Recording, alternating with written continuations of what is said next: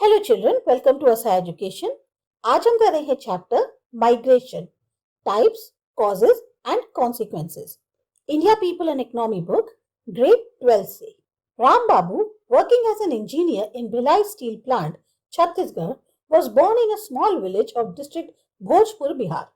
यहाँ पर हम जिस इंसान की बात कर रहे हैं उनका नाम है राम बाबू, जो कि एक इंजीनियर के तौर पर भिलाई स्टील प्लांट छत्तीसगढ़ में काम करते हैं। इनका जन्म जो है वो एक छोटे से गांव में डिस्ट्रिक्ट भोजपुर, बिहार के अंदर हुआ था। At an early age of 12 he moved to a nearby town Ara to complete his intermediate level studies। 12 साल की उम्र में ही ये लोग जो है एक पास का जो टाउन होता है आरा, वहां पर चले गए थे ताकि इनकी जो इंटरमीडिएट लेवल की स्टडीज हैं उनको कंप्लीट कर सके। He went to Sindri, Jharkhand for his engineering degree and he get the job at Bhilai where he is living for last 31 years। उसके बाद ये सिंदरी चले गए झारखंड में ताकि वहां पर अपनी इंजीनियरिंग की डिग्री ले सके और फाइनली इनको जॉब मिला भिलाई में और वहां पर इनको अब रहते हुए 31 साल हो चुके हैं। His parents were illiterate and the only source of their livelihood was meager income from agriculture।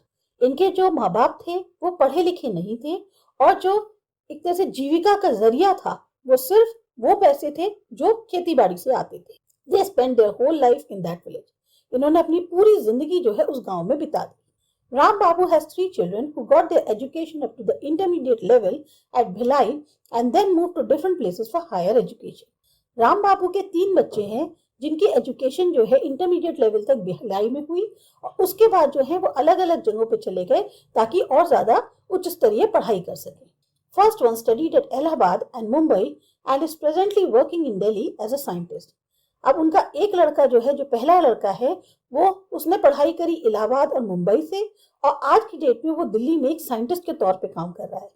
The second child got her higher education from different universities in India and is now working in USA।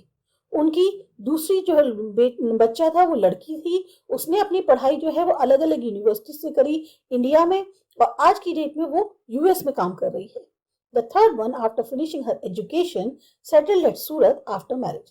तीसरी जो है उनकी लड़की, उसने अपनी पढ़ाई खत्म करके सूरत में वो बस गई, उसकी शादी हो गई और वो वहां पर सेटल्ड है। This is not a story of only Ram Babu and his children, but such movements are increasingly becoming universal trend। ये खाली राम बाबू या उनके बच्चों की ही कहानी नहीं है, पर इस तरीके का मूवमेंट जो है अब एक तरह से यूनिवर्सल तौर पे एक ट्रेंड बनता जा रहा है कि हर कोई जो है वो एक जगह से दूसरी जगह मूव कर रहा है। People have been moving from one village to another, from villages to towns, from smaller towns to bigger towns and from one country to another। लोग जो हैं आज की डेट में मूव कर रहे हैं एक गांव से दूसरे गांव, गांव से शहर, छोटे कस्बों से बड़े शहरों में या एक कंट्री से दूसरी कंट्री में।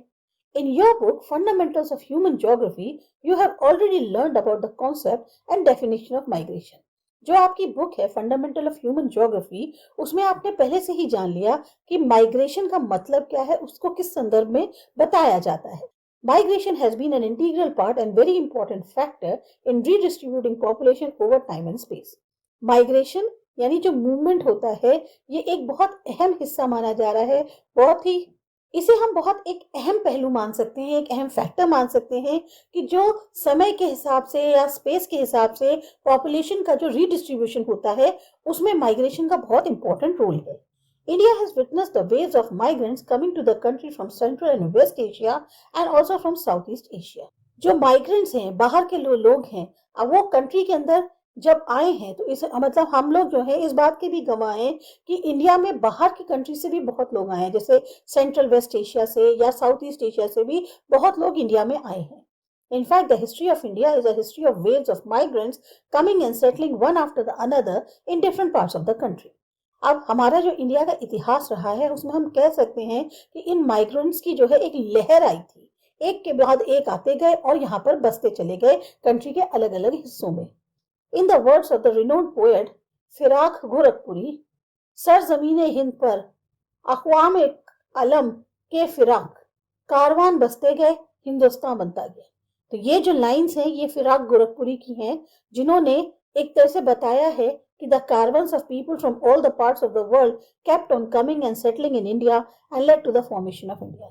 लोगों का जो कारवां है वो दुनिया के अलग अलग हिस्सों से आता गया, इंडिया में बसता गया और यहाँ पर इंडिया का फॉर्मेशन होता चला गया। Similarly, large number of people from India too have been migrating to places in search of better opportunities, especially to the countries of the Middle East, Western Europe, America, Australia and East and Southeast Asia.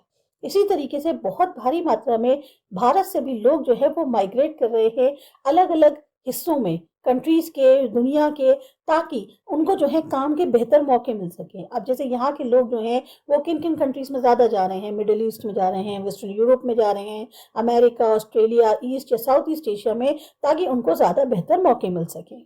Migration, you are familiar with the census in India. हमारी जनगणना जो होती है उससे आप लोग वाकिफ हैं। It contains information about the migration in the country. उसमें जो है इस बात की जानकारी होती है कि माइग्रेशन जो है वो कंट्री में कितना हुआ है। Actually, migration was recorded beginning from the first census of India conducted in 1881. Migration जो है ये रिकॉर्ड, इसके बारे में जो रिकॉर्डिंग हुई थी या इसको जो रिकॉर्ड किया गया था उसकी शुरुआत सबसे पहली जो जनगणना हुई थी इंडिया की 1881 में, तब से हो गई थी। This data was recorded on the basis of the place of birth. तब ये डेटा जो रिकॉर्ड किया गया था ये प्लेस ऑफ बर्थ के आधार पे किया गया था। However, the first major modification was introduced in 1961 census by bringing in two additional components: place of birth, that is village or town, and duration of residence if born elsewhere. जो पहला एक बहुत बड़ा चेंज किया गया था, बदलाव किया गया था, उसको लाया गया था 1961 सेंसस में, जब दो और कंपोनेंट्स इसमें ऐड किए गए। एक, कहाँ पर आपका जन्म हुआ है, यानी किस गांव में या शहर में, और आप वहाँ कितने समय तक रह चुके हैं, यानी कि अगर आप कहीं और पैदा हुए हैं तो आप कितने समय तक एक जगह पर रह चुके हैं। Further, in 1971, additional information on place of last residence and duration of stay at a place of enumeration was incorporated. इसके अलावा 1971 में एक और इंफॉर्मेशन कि आप जो लास्ट जगह थी जहां पर आप रह रहे थे और वहां कितने समय तक रहे, इसको भी जो है ऐड कर लिया गया था। Information on reasons for migration were incorporated in 1981 census and modified in consecutive censuses. फिर ये भी जानकारी कि आप माइग्रेशन क्यों कर रहे हैं, क्या कारण रहा, उसको भी 1981 सेंसस में इंक्लूड किया गया। और फिर जैसे जैसे सेंसस आगे होते गए उनमें थोड़े बहुत चेंजेस करते गए ये लोग। In the census the following questions are asked on migration. Census में जो है कुछ क्वेश्चंस हैं जो पूछे जाते हैं माइग्रेशन से related. Is the person born in this village और टाउन, क्या ये जो बंदा है ये इसी गांव में पैदा हुआ है या इसी शहर में पैदा हुआ है, कस्बे में। If no, then further information is taken on rural urban status of the place of birth, name of the district and state, and if outside India the name of the country of birth. अगर वो यहाँ नहीं पैदा हुआ है तो फिर उससे जानकारी ली जाती है कि तुम कहाँ तुम्हारी पैदाइश हुई, कौन से डिस्ट्रिक्ट में हुई, किस स्टेट में हुई, अगर इंडिया में नहीं हुई तो बाहर किस कंट्री में हुई। Has the person come to this village or town from elsewhere? क्या ये जो आदमी है ये इस गांव में या शहर में कहीं बाहर से आके रह रहा है? If yes, then further questions are asked about the status of the previous place of residence, name of the district and the state, and if outside India the name of the country. अगर वो बाहर से आया है तो फिर पूछा जाता है कि वहां जहां तुम पहले रह रहे थे वहां कैसे एरिया में थे, रूरल में थे, अर्बन में थे, डिस्ट्रिक्ट का नाम क्या है, कौन से स्टेट से आए हो, और अगर इंडिया से बाहर के थे तो कंट्री का नाम क्या था।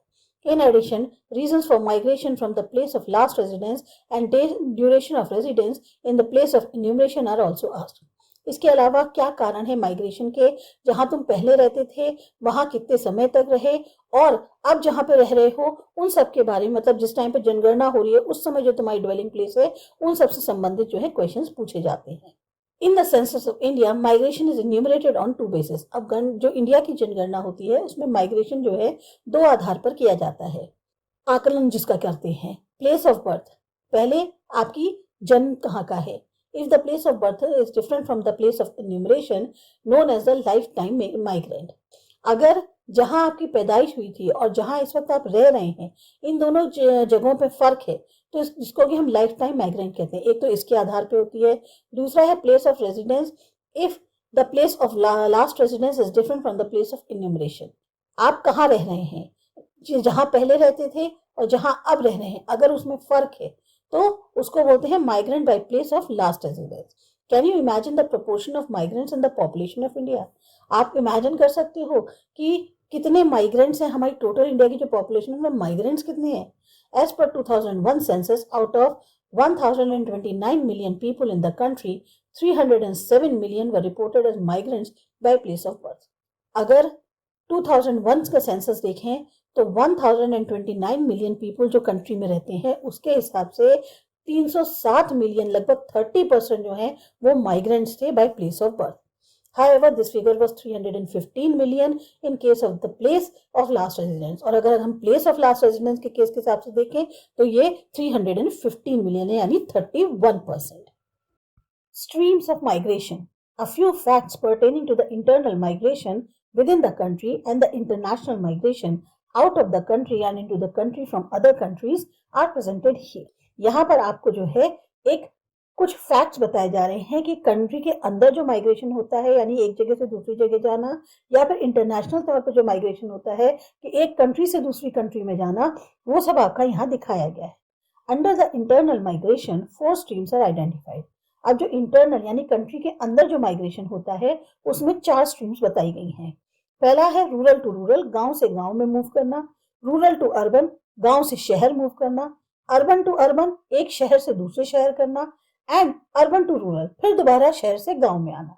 In India, during 2001, out of 315 million migrants enumerated on the basis of the last residence, 98 million had changed their place of residence in the last 10 years. India में 2001 की अगर बात करें तो जो 350 मिलियन माइग्रेंट्स थे, जो कि उनका आकलन जो है लास्ट रेजिडेंस के बेसिस पे किया गया था, तो लगभग 98 मिलियन ने अपनी जो रेजिडेंस प्लेस है वो पिछले 10 साल में चेंज की थी. Out of these 81 million were interstate migrants. 81 million जो थे वो इंट्रास्टेट माइग्रेंट्स थे. The streams were dominated by female migrants, और इसमें सबसे ज्यादा फीमेल माइग्रेंट्स का जो है एक तरह से माइग्रेशन हुआ था. Most of these were migrants related to marriage, और इसमें ज्यादातर जो लड़कियों की जगह बदली गई थी वो किस वजह से थी, क्योंकि उनकी शादी हो गई थी. The distribution of male and female migrants in different streams of intrastate and interstate migration is presented in 2.1a and 2.1b. अब यहाँ पर मेल फीमेल माइग्रेंट्स का जो है अलग अलग स्ट्रीम्स में, चाहे इंट्रास्टेट हो चाहे इंटरस्टेट माइग्रेशन हो, वो आपका 2.1a और 2.1b में दिखाया गया इसका distribution. It is clearly evident that females have predominate the streams of short distance rural to rural migration in both types of migration. इससे ये बात बिल्कुल साबित होती है कि जो फीमेल्स हैं वो जो है ज्यादा माइग्रेंट किया गया है उनको रूरल टू रूरल डिस्टेंस, मतलब कम डिस्टेंसेस में ही, गांव से गांव में ही उनका माइग्रेशन हुआ है. दोनों ही तरीके के माइग्रेशन में, चाहे प्लेस ऑफ बर्थ कहा जाए या प्लेस ऑफ रेजिडेंस कहा जाए. Contrary to this, men predominate the rural to urban stream of interstate migration due to economic reasons. और यहीं पर मेन जो है वो रूरल टू अर्बन जो है उनका ज्यादा माइग्रेशन हुआ है इंटरस्टेट. कारण क्या रहे हैं, आर्थिक वजह से. Apart from these streams of internal migration, India also experiences immigration and emigration to the neighboring countries. Internal migration तो होता ही होता है. इंडिया ने इमिग्रेशन और एमिग्रेशन जो है दोनों ही क्या कहते हैं अनुभव किए हैं अपने पड़ोसी कंट्रीज से. Table 2.1 present the details of migrants from the neighboring countries. अब टेबल 2.1 जो है वो ये दर्शा रही है कि कैसे माइग्रेंट्स जो हैं नेबरिंग कंट्रीज से आए हैं. Indian census 2001 has recorded that more than 5 million persons have migrated to India from other countries. जो 2001 की जनगणना है वो ये बताती है लगभग 5 मिलियन लोग जो हैं वो माइग्रेट करके इंडिया में आए हैं बाकी और कंट्रीज से. Out of these 96% came from the neighboring countries, जिसमें 96% जो हैं पड़ोसी जो कंट्रीज हैं उनसे आए हैं. जैसे बांग्लादेश से 3 मिलियन, उसके बाद पाकिस्तान से 0.9 मिलियन, नेपाल से 0.5 million. Included in this are 0.16 million refugees from Tibet, Sri Lanka, Bangladesh, Pakistan, Afghanistan, Iran and Myanmar. इसके अलावा 0.16 मिलियन रिफ्यूजीज जो हैं इन कंट्रीज से भी इंडिया में आए हैं. As far as emigration from India is concerned, it is estimated that there are around 20 million people of Indian diaspora spread across 110 countries. अगर एमिग्रेशन की बात करें इंडिया से की, यानी यहाँ से जो लोग बाहर गए हैं उसके हिसाब से लगभग 20 मिलियन लोग जो हैं जो इंडियन ओरिजिन के हैं या इंडियन कंट्री को बिलोंग करते हैं वो 110 कंट्रीज में फैले हुए हैं. डायस्पोरा का मतलब होता है इंडियन डायस्पोरा, यानी भारतीय प्रवासी जो है. Special variation in migration. Some states like Maharashtra, Delhi, Gujarat and Haryana attracts migrants from the other states such as Uttar Pradesh, Bihar, etc. अब जो हमारे यहाँ इंडिया में कुछ स्टेट्स हैं जैसे महाराष्ट्र, दिल्ली, गुजरात, हरियाणा, ये उत्तर प्रदेश, बिहार, वहाँ के लोगों को जो है अपनी तरफ आकर्षित करते हैं। Maharashtra occupied first place in the list with 2.3 million net in migrants, followed by Delhi, Gujarat and Haryana. Maharashtra number 1 पे आता है, जिसमें बाहर से आने वाले जो माइग्रेंट्स हैं, यानी कि उत्तर प्रदेश, बिहार वगैरह के जो माइग्रेंट्स आते हैं, तो वो 2.3 मिलियन आए हैं। उसके बाद दिल्ली, गुजरात और हरियाणा का नंबर आता है। On the other hand, Uttar Pradesh -2.6 million and Bihar -1.7 million were the states which has the largest number of net out migrants from the state. वही अगर उत्तर प्रदेश पहले नंबर पे, उसके बाद बिहार आता है। ये वो स्टेट्स हैं जहां से इतने सारे माइग्रेंट्स स्टेट छोड़कर चले गए हैं। Among the urban agglomeration, Greater Mumbai received the higher number of in migrants. अब अगर शहर में जिस तरह से समुदाय हैं या जिस तरह से एक संचय है, उसमें जो ग्रेटर मुंबई है वहां पर सबसे ज्यादा माइग्रेंट्स आते हैं। Intrastate migration constituted the largest share in it. जो स्टेट के अंदर ही माइग्रेशन होता है उसमें सबसे बड़ा हिस्सा है इनका। These differences are largely due to the size of the state in which these urban agglomeration are located.